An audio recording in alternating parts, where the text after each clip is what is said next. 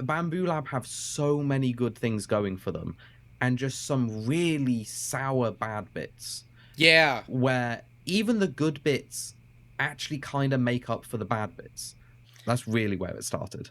It's funny And because your origin story is so similar to Bontex of the nobody made a good extruder, so we just decided to make the gears ourselves.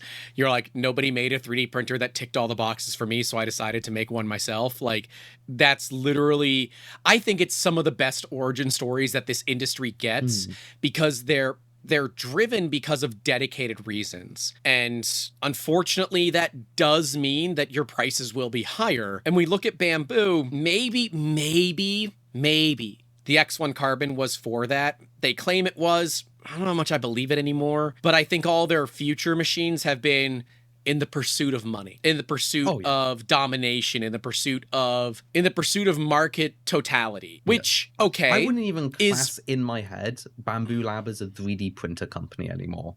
What are They're they? just a company. I just class them as a company that just so happens to work in the 3D printing sector. Well, they have to have a because specific their decisions aren't maker. They're not, I wanted to make a better this, or we needed to improve this. It does feel very, let's sell something to earn money. I know what they are. And they just so happen to pick 3D print. Go on. Bambu's a data company that makes hardware.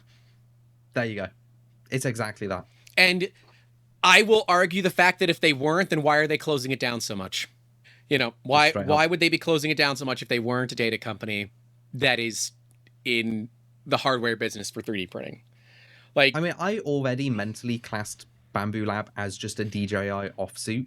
Like, even though that they are separate companies, it is a DJI. That's what they are. Like, branch company. Yes. They started with it. They brought it off. They probably share so many like communication lines, and the way that they do business is very similar. And it's because of that, I just probably never mentally classified them as a 3D printer company. You know, I'll be very interested if they cut the X1 for the X2. I can't say it's short-sighted, but I do think it is on the chopping block. Like, the X1 series, or at least the carbon version of the X1 CC, it's useless. Like, there's no reason for carbon. It's just the complexity for the sake of complexity. I think it is in risk. Like, especially if the price of the X2 is so close to the X1, it does become a bit of a nothing burger. What I'm curious about is people that have standardized their print farms on the X1 Carbon series, although I think a lot of them have probably moved over to the P series, but the X1 Carbon series, you know, do they... Like, what do they do? Because, like, from a business standpoint, it is good to standardize on one machine. If you're going to upgrade, you upgrade all of them. Right? So, like, in reality, if you standardize on a 256 build plate of an X1 Carbon or an X1E, I don't really care, P1S, P1P, whatever, how do you handle this new X2 Pro? I don't know. If they stop selling the X1 Carbon. Well, thankfully there's enough of, like, X1 compatible parts. Like, there's enough, like, clones out there to keep support going. I'm not even worried about that. The complexity is really, in my eyes, like the build volume difference, the nozzle difference. It's almost like going from an X series to an A series, where suddenly it's all different.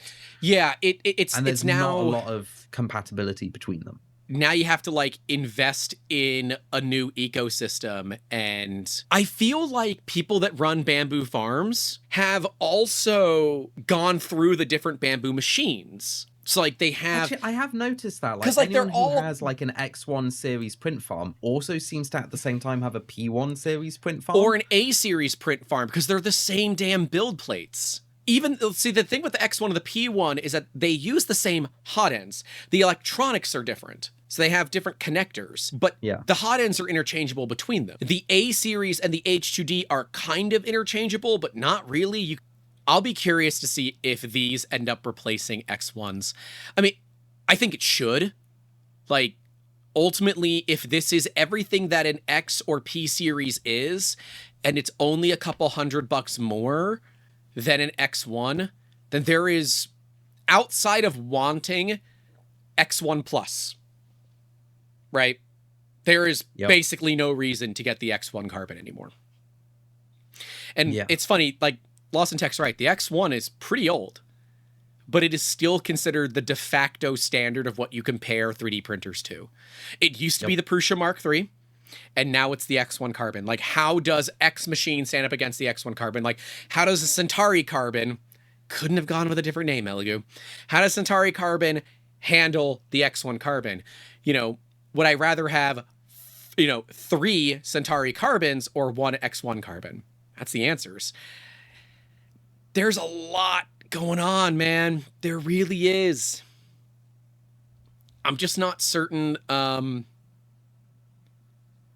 not certain where they're going to be.